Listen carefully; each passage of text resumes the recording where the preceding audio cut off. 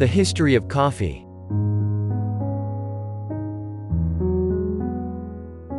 No one knows exactly how or when coffee was discovered, though there are many legends about its origin. An Ethiopian legend. Coffee grown worldwide can trace its heritage back centuries to the ancient coffee forests on the Ethiopian plateau. There, legend says the goat herder Kaldi first discovered the potential of these beloved beans. The story goes that Kaldi discovered coffee after he noticed that after eating the berries from a certain tree, his goats became so energetic that they did not want to sleep at night. Kaldi reported his findings to the abbot of the local monastery, who made a drink with the berries and found that it kept him alert through the long hours of evening prayer. The abbot shared his discovery with the other monks at the monastery, and knowledge of the energizing berries began to spread.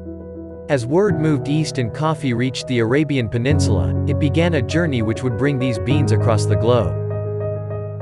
The Arabian Peninsula. Coffee cultivation and trade began on the Arabian Peninsula. By the 15th century, coffee was being grown in the Yemeni district of Arabia, and by the 16th century it was known in Persia, Egypt, Syria, and Turkey. Coffee was not only enjoyed in homes, but also in the many public coffee houses, called kahvekhane, which began to appear in cities across the Near East. The popularity of the coffee houses was unequaled and people frequented them for all kinds of social activity. Not only did the patrons drink coffee and engage in conversation, but they also listened to music, watched performers, played chess and kept current on the news. Coffee houses quickly became such an important center for the exchange of information that they were often referred to as schools of the wise. With thousands of pilgrims visiting the holy city of Mecca each year from all over the world, knowledge of this wine of Araby began to spread. Coffee comes to Europe. European travelers to the Near East brought back stories of an unusual dark black beverage. By the 17th century, coffee had made its way to Europe and was becoming popular across the continent. Some people reacted to this new beverage with suspicion or fear, calling it the bitter invention of Satan. The local clergy condemned coffee when it came to Venice in 1615. The controversy was so great that Pope Clement VIII was asked to intervene. He decided to taste the beverage for himself before making a decision, and found the drink so satisfying that he gave it papal approval.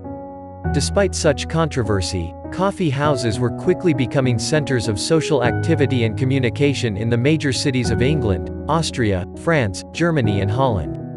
In England, penny universities sprang up, so called because for the price of a penny one could purchase a cup of coffee and engage in stimulating conversation. Coffee began to replace the common breakfast drink beverages of the time, beer and wine. Those who drank coffee instead of alcohol began the day alert and energized, and not surprisingly, the quality of their work was greatly improved.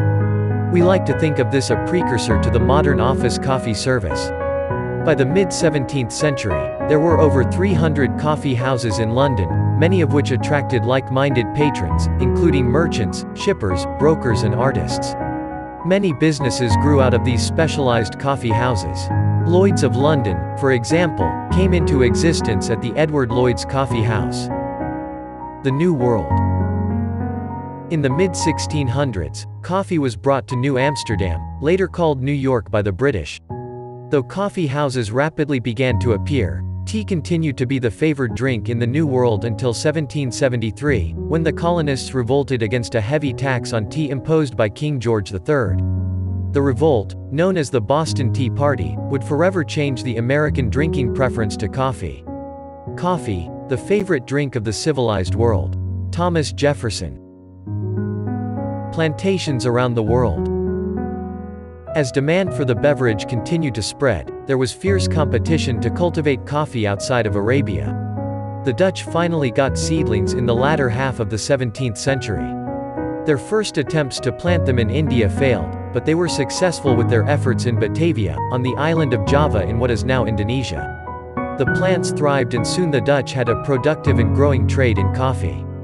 They then expanded the cultivation of coffee trees to the islands of Sumatra and Celebes. Coming to the Americas. In 1714, the mayor of Amsterdam presented a gift of a young coffee plant to King Louis XIV of France. The king ordered it to be planted in the Royal Botanical Garden in Paris. In 1723, a young naval officer, Gabriel de Clou, obtained a seedling from the king's plant. Despite a challenging voyage, complete with horrendous weather, a saboteur who tried to destroy the seedling, and a pirate attack, he managed to transport it safely to Martinique. Once planted, the seedling not only thrived, but it's credited with the spread of over 18 million coffee trees on the island of Martinique in the next 50 years.